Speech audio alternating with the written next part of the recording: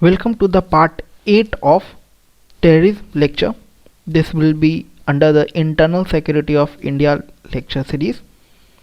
So in this lecture, this will act as a starting of terrorism, from where India has started to face the terrorism and what are the reasons behind it and how other countries are also being affected for it. So what are the background of it? So this will be discussed under this part 8 lecture. Moving ahead, so before going to this lecture, I will request you to please subscribe this channel, because your subscription is a form of payment for me and it is a new channel. Please subscribe it, and I request you to please go through this lecture till the end so that you will have a complete picture of it. I don't want the people to have a incomplete information and you will start to judge this lecture on that basis. So please go through this lecture till the end. So what is the historical perspective with the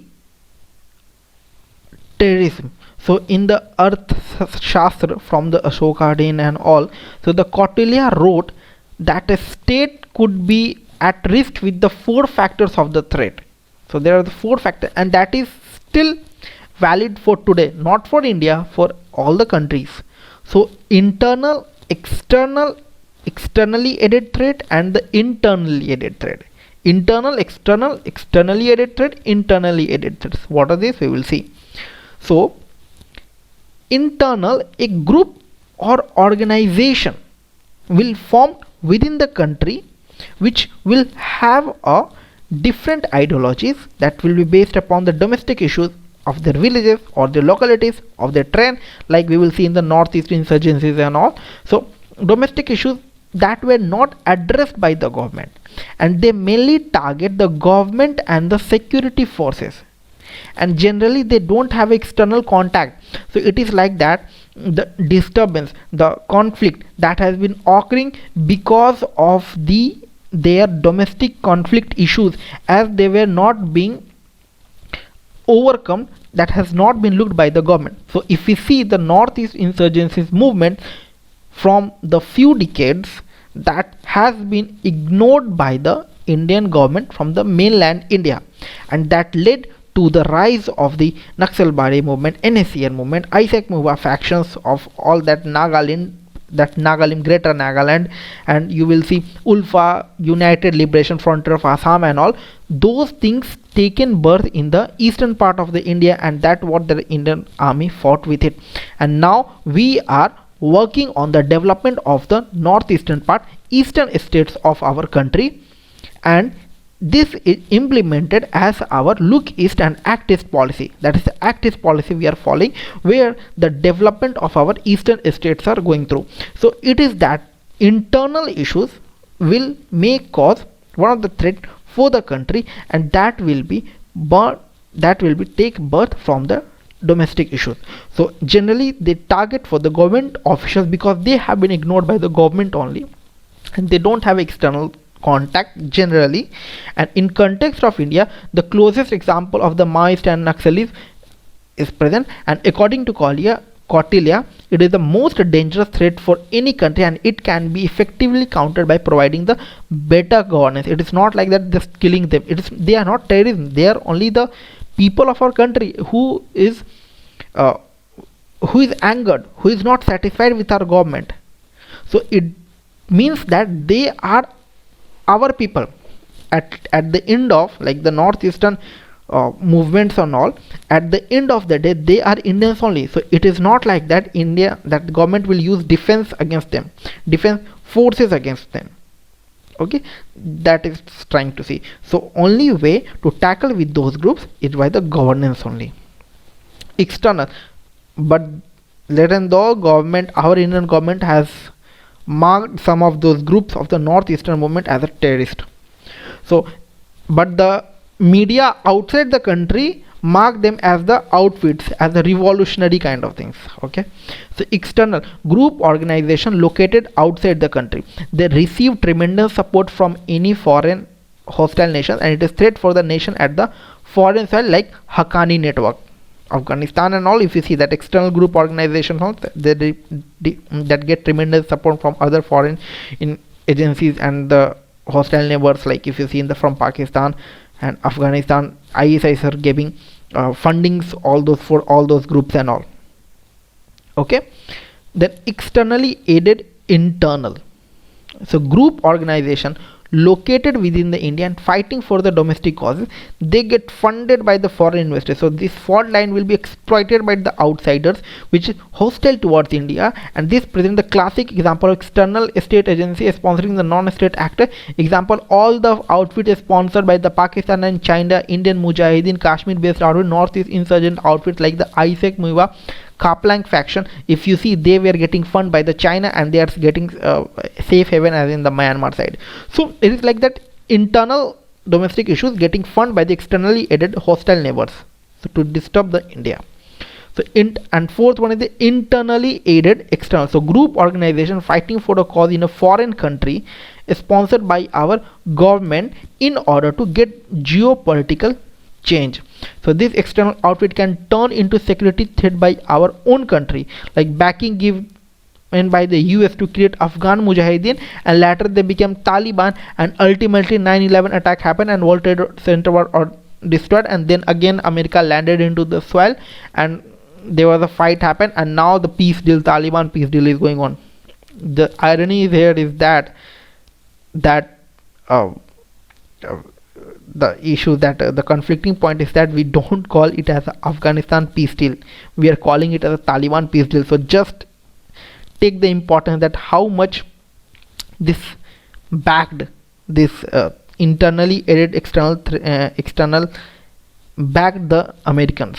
Okay, so by usage of security forces we can address all the above except internal threat, because external threat, for that they are external balls, for that we can use our maximum power, but for the internal we can't use the maximum power, because at the end they are our own citizen. Okay, so the only solution is to provide solution through the governance to them, and these statements are relevant for the today's world too. It is not like the historical perspective that I have told by the Kautilya, it is relevant for the historical, no, it is still relevant for the today's world scenario also.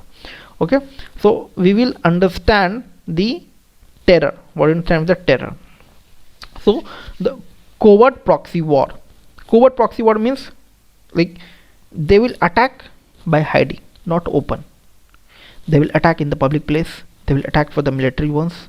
So if you see the older strategy, any of the attacks done by from the terrorist activity from the Pakistan side, it was earlier by the bombing plant in the public areas, in the public market, like in the Delhi, in the Hyderabad. But after that, when the India started to raise these issues in the international forum, then Pakistan was getting surrounded because India was providing all the proofs were provided. Then those terrorist outfits changed their strategies and they started to attack our military groups. And what happened when these military groups are being attacked, the sympathy being received from the world is less. Okay, so thus they are changing their strategies as per the time. Earlier they were hitting in the public areas, now they have moved for the attacking the military people. So that's what we have seen, that India then retaliate as a surgical strike. So the covert proxy war, a secret war raised by a hostile country by using a proxy element group against a target country, and this provide an effective way to destabilize the country without resorting to a conflict area. So just understand the importance of the covert proxy war that represents an act of a state sponsored terrorism. Then state sponsored terrorism is like we have a state agency, intelligence agency, which is sponsoring a proxy outfit, which is usually a terrorist outfit against a target country, and the whole intention is to submerge or destabilize the target country, like the India, like the target country for the India, to maintain and destabilize it. So with regards to China, India has experienced a covert proxy war or state-sponsored terrorism in India, and it was at peak during 1970s and 1990s. That declined in the 2000, and mainly it will be seen from the northeastern regions and all. And further, the cross-border terrorism that happens every time from the Pakistan side, the ceasefire, breaking of the ceasefire agreement. So it refers to the act of infiltration carried out of the terrorist across the border with the help of armed forces. Example, Pakistan assists terrorists to sneak into Indian border. So the foreign hand in India. So we need to understand why country will choose the above tactics to destabilize the another country. What is the reason behind it? So it is just to destabilize the economy of that country. Okay, so what are the points so related to that? There are 5 points. There are 5 main points. What are the reasons behind this foreign hand for in India, for the country like India? And if you can compare with the other countries too, so but we are talking with respect to the India only. For the 5 points, the first point, destabilizing a country through internal disturbance is more economically benefit and less objectionable, and particularly when direct warfare is not an option and internal borders cannot be violated. Then tactics is there. War is expensive thing. How many days you can fight a war? 1 day, 2 day, 3 day, 1 week, 15 days, maximum 1 month. After that everybody will be down, and it is not like that one party will be affected, both party will be affected. So loss is for both the one. So that's what, to destabilize the country, internal disturbance is required through these attacks, through these state outfits. That is more economically viable. Okay, so a covert proxy war is cheaper than the conventional war.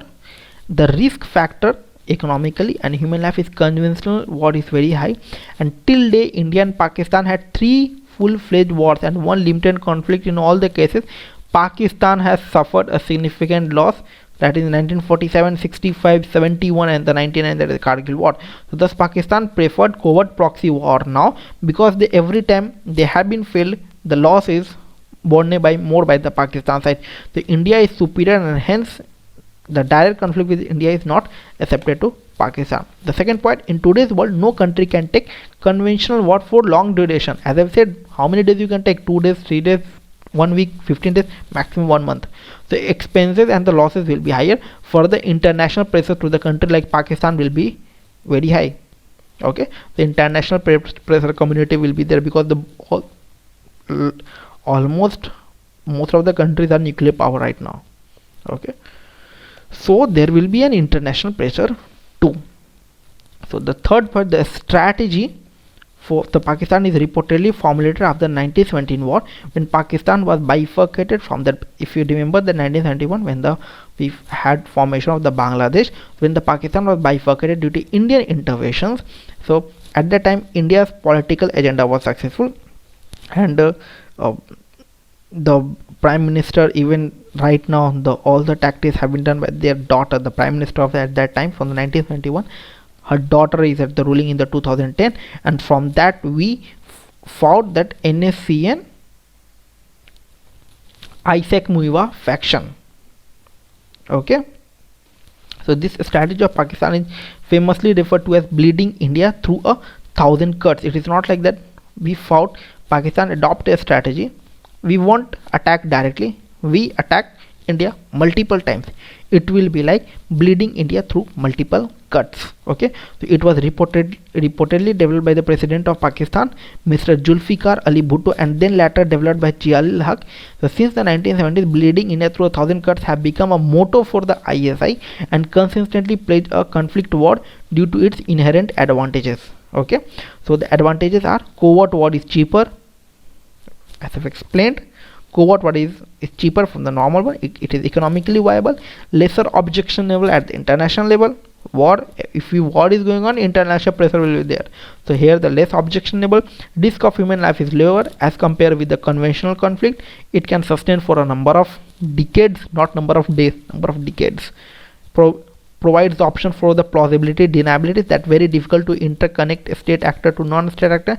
So they deny their direct involvement in supporting such groups. So the non-actor, like there will not be there, the military will not be directly involved from the Pakistan side. There will be another local people will be trained and they will be involved there. So these are the key points that are the advantages for this kind of a strategy. So what is the fourth point? Over the last 50-60 years, India has suffered at the hands of Pakistan and China, which have initiated multiple covert wars against India, and China's role to destabilize India through a covert intervention was limited to 1970s, 90s, and Pakistan is continuously dealing from the 1971. So if we remember, we have lost a war from the China, but every time we have won the fight with the Pakistan, and we were always at the superior side. So that's why now Pakistan is not going with the conventional war, and it is moving with the multiple attacks in the India.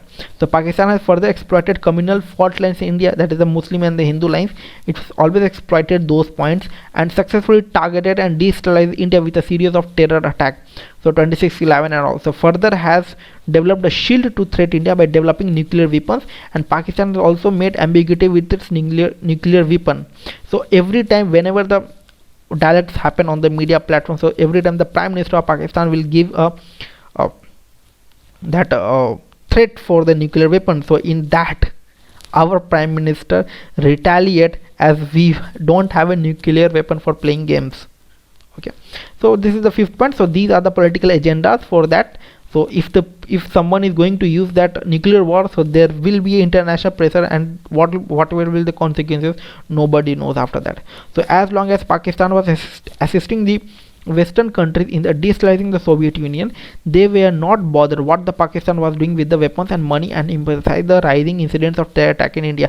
So see, the incident is that when the Soviet Union landed in the Afghanistan, then the USA was worried about that. So Communist Party, so USA was against that communist issues. So USA trained that Taliban's, okay, and USA gave the birth for the Taliban. Later there's the group that was trained that called as the Taliban, and the Soviet Union was breakdown. So in the 1991 it was breakdown, it was removed. So at that time it was hit, and the Pakistan ISI was gave training to those Taliban.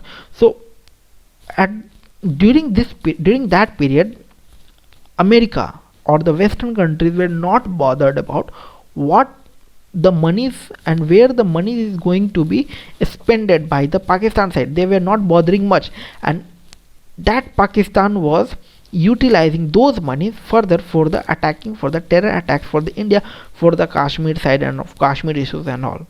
And those Western countries were not bothering about that, and India was raising voice against those issues from very long back. And when those Western countries faced those attacks, then they realized that they have done the mistake, and they started to pressurize the Pakistan. So if you see that FATF made the Pakistan in the grey list, and still we are waiting. India is pressurizing to make a Pakistan as under the blacklist, so that the economically or the loans or the money expenditure or the money flow within the Pakistan will stop, and Pakistan will come under tremendous pressure to destabilize, to remove the terrorism through the country. Okay, so even during the 1993 Bombay attack, hijacking of IC-814 in 1999, India presented enough evidence to show the connect between Pakistan and terror of it, but Western countries led by US always ignored it, because they were getting benefit at that time when the Soviet Union was there, as they were giving training to the Taliban, and those Taliban helped removing the Soviet Union from the Afghanistan soil. So only after 9/11 attack and throughout this decade, that is the World Trade Center attack, throughout this decade Pakistan had been directly implicated in the number of terrorist attacks, but they were ignored. But after that, America stand against it. Then Pakistan then get recognized by the Western world through the series of major terrorist attacks like 9/11 attack, Parliament attack in India, 26/11 in Mumbai. So now greater number of pressure on Pakistan due to Indian efforts came. Okay, so I hope you have like this video. Please like and subscribe. Your subscription is a form of payment for me. If you have any doubts, you want any on-demand video lecture, or if you have any feedback, please feel free to ping on my Twitter handle, and the coming videos will be there. This is not the last video. I think coming more 3-4 videos will be there. I hope you like this video. Please like and subscribe. Thank you.